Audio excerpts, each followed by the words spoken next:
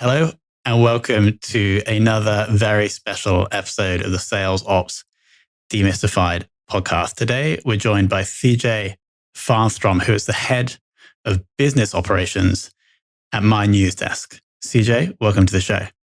Thank you very much. Thanks for having me. This is an absolute pleasure. We haven't had that much representation from the Northern Europe/Scandinavian countries on the show, so I'm very glad to have you here today, CJ. Thank you. First question is, I see from your work history that you, once upon a time, were in sales. You had an account manager role. I'd love to know two questions. First, what impact that experience has had on your sales ops career? And then secondly, why you transitioned from that into sales ops? So the impact, I think what that brought me was kind of a respect of how insanely difficult that job is, like the sales job. And basically every month you're starting from scratch. You might have a pipeline built up, but you have zero on your account, and just it's a journey like every month, and it starts over, and you need to chase that revenue and get the meetings and do the calls, and it's it is a tough job.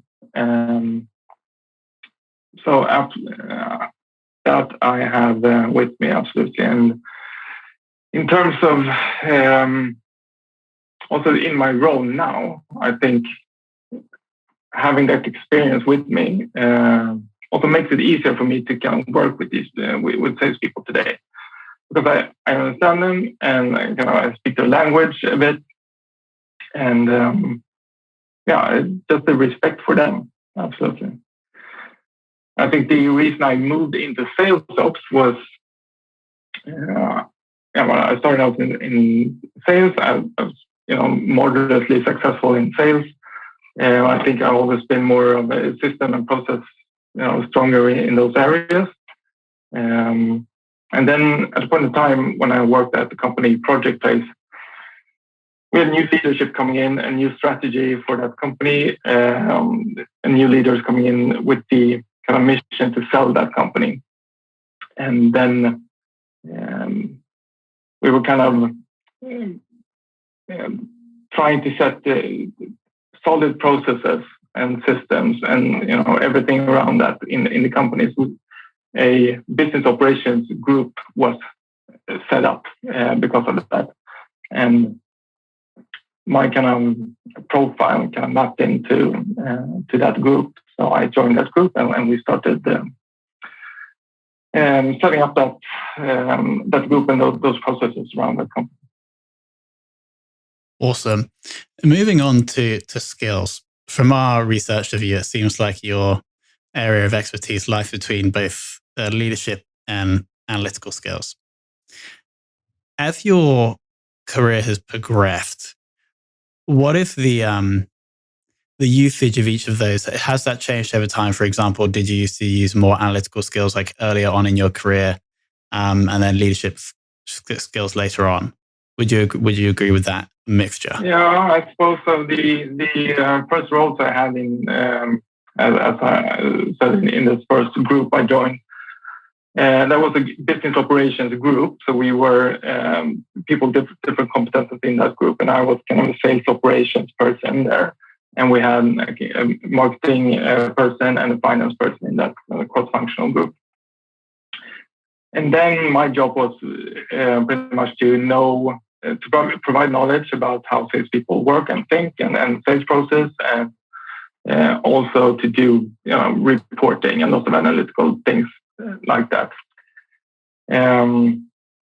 Whereas now I'm in a role where I'm taking more of a holistic business operations approach, and also doing a lot of change management in sales process.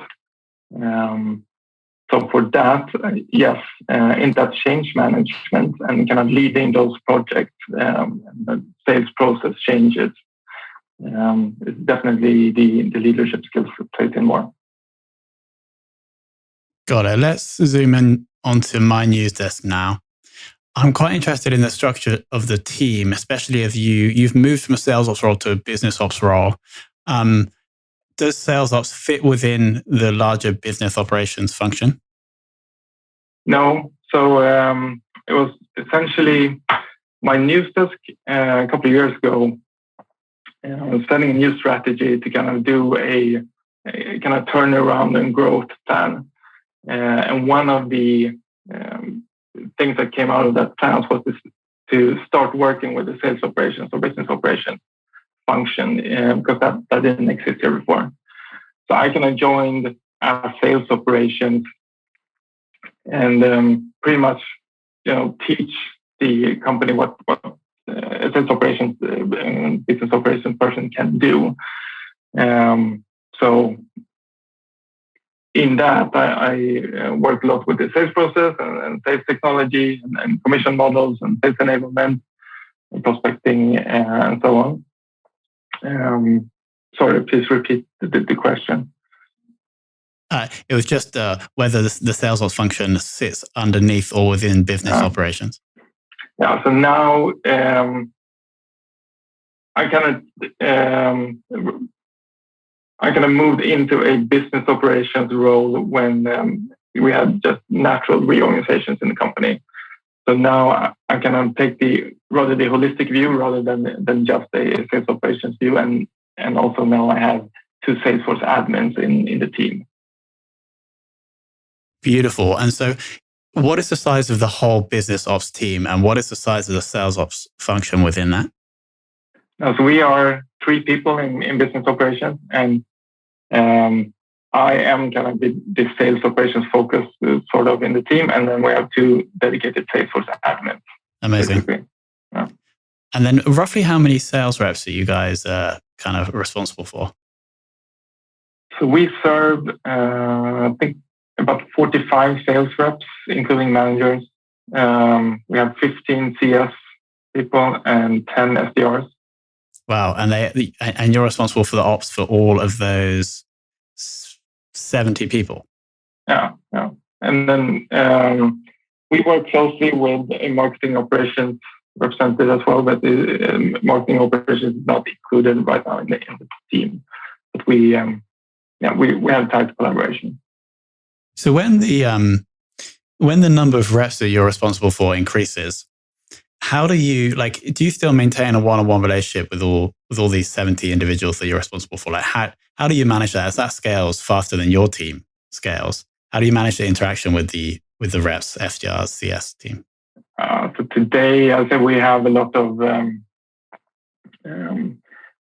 interaction with the individual sales reps in terms of just Salesforce cases and tickets coming in and problems that occur.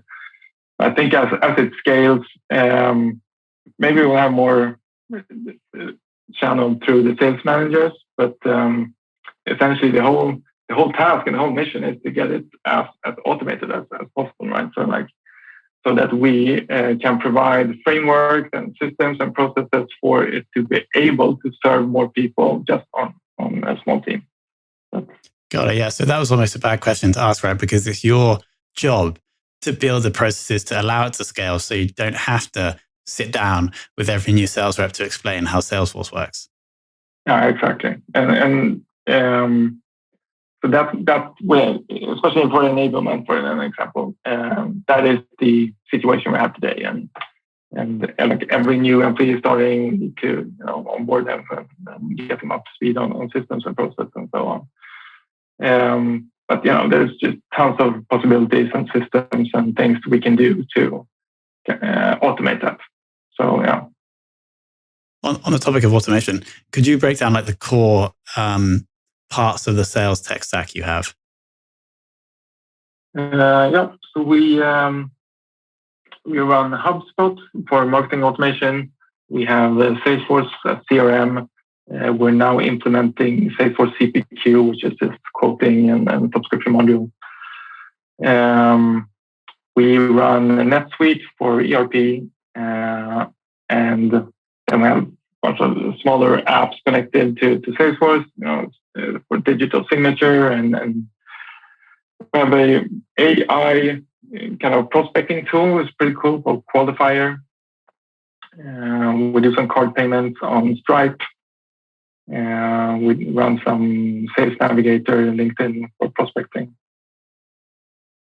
Amazing. And in the first, nearly a half of the year, but in the first half of 2021, what has been a big focus for the three of you?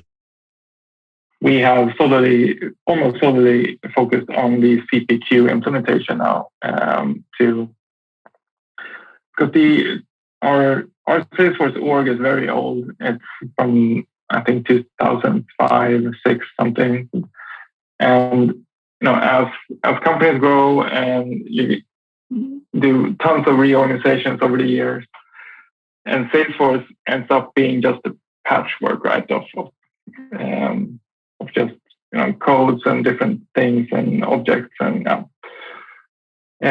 so we're doing a bit of a Salesforce revamp, whereas CPQ is one of the components of that, but also like a driver to kind of clean up things.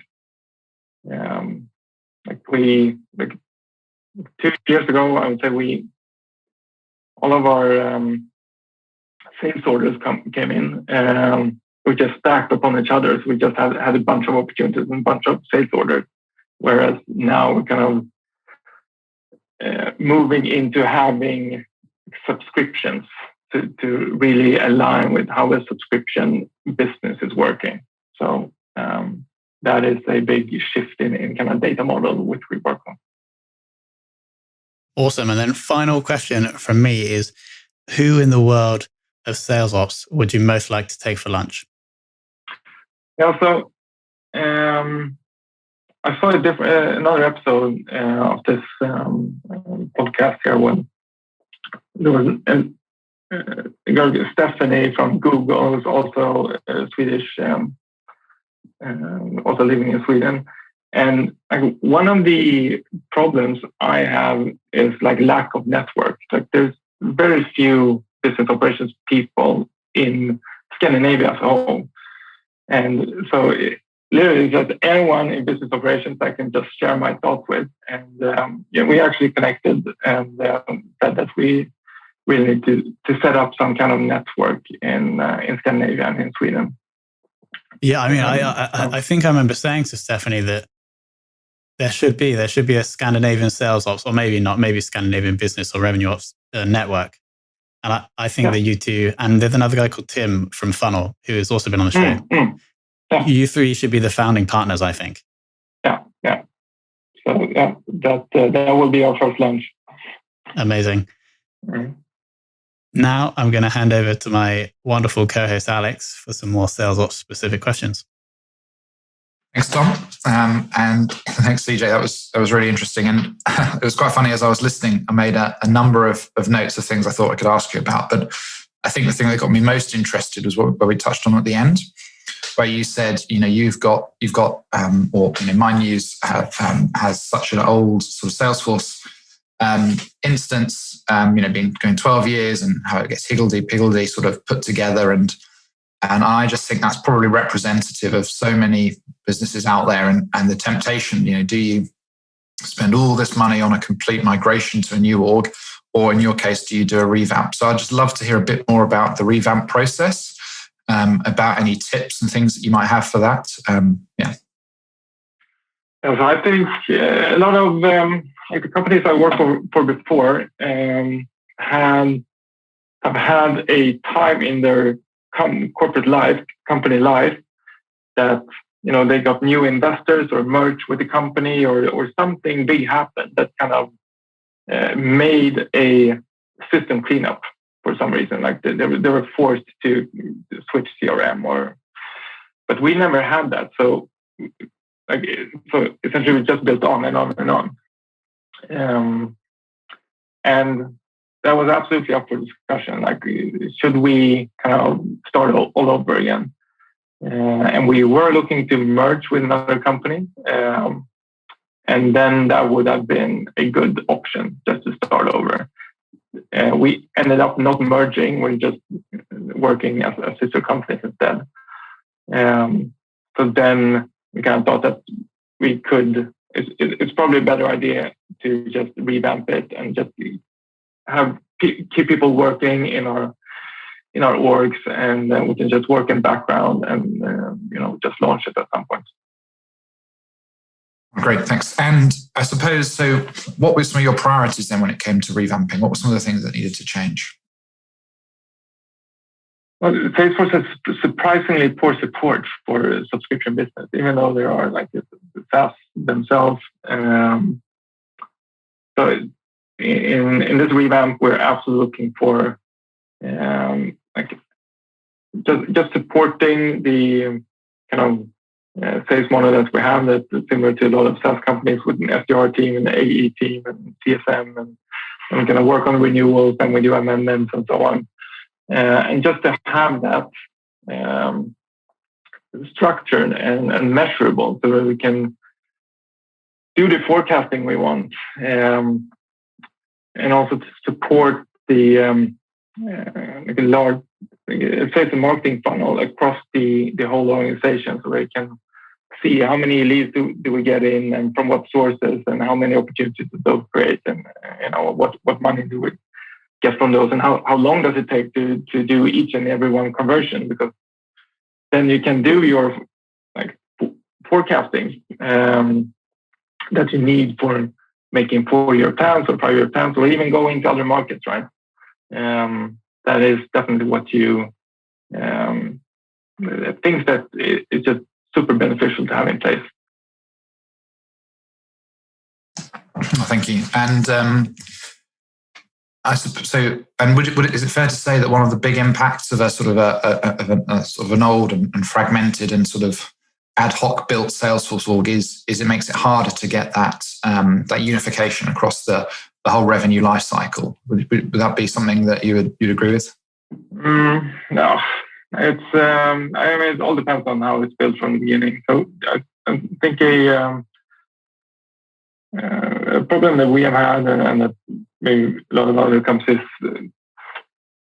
especially European companies, maybe have had, they have sales teams around Europe and in different countries, and kind of leads to different sales processes and different ways of working and different ways of logging in the system. So we just need that unification, and in terms of systems and process, so that we all work with opportunities the same way, we all work with customers in the same way. Because only then can you do your predictable revenue, and only then can you draw the conclusions and measure all the conversion rates and time lapses and so on. Yeah. Great, thank you. And then just last question, I think, but just on your implementation of CPQ, which seems to be increasingly popular at the moment, but also one of the sort of the hardest and longest things that people tend to find to implement. And you said you spent most of the quarter or even the year so far on trying to get that in.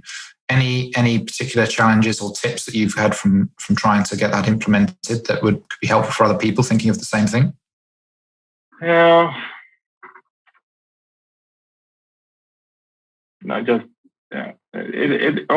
all depends on where you start from. I was in a similar CPQ implementation in my last job, where our ground setup was pretty good. We already had like a subscription framework, and for that, it's just super easy. Here and in other companies I work with, we don't have like the sense of a subscription. It's just orders on top of each other, and that makes it everything more difficult, of course. So it's just time, and the way we've done it here now is that we're gonna, as part of the enablement, just prepare a user acceptance test sandbox and just let people in and test, and just test the hell of it during summer, and then we'll configure and make the adjustments and launch after summer. Great. Well, hope that all goes well, but it sounds like a really solid approach. Cool. Thanks very much. That's all the questions I have. All right, CJ, I want to thank you so much for coming on. I'm going to call this episode, or the thing that struck me the hardest was actually your first point about the account manager or the sales role is really, really hard. And so I'm going to call this episode the most difficult job in the world. And I think it's so important that sales ops, business ops people understand that their customers or the people they work with, which is the sales reps. And that's the thing that I took away from this episode. So I want to thank you so much for being so generous with your time and wisdom with Sales Ops Demystified. It's been an absolute pleasure. Thank you very much.